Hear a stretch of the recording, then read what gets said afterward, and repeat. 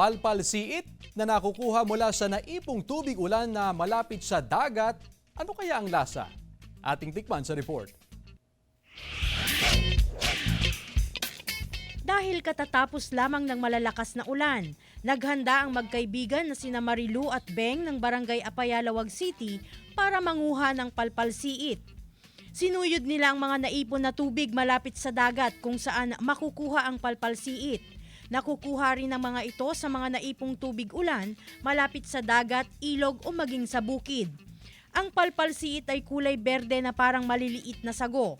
Dahil bihira lamang itong makita, ay mangilan-ngilan lang ang nakakatikim nito, kaya itinuturing ding exotic food ng mga Ilocano. Ang palpalsiit ay hinango sa salitang Ilocon na ang ibig sabihin ay tirador.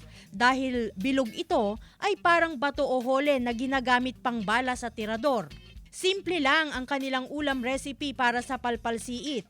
Kailangan ng mga sangkap gaya ng bagoong, kalamansi at tinadtad na luya at mainit na tubig.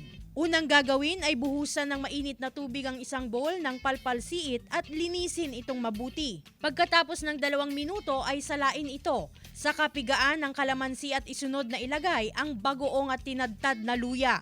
Haluin ng maigi at may ulam ka na. Kat na imas, iso nga magusto ati kasto eh.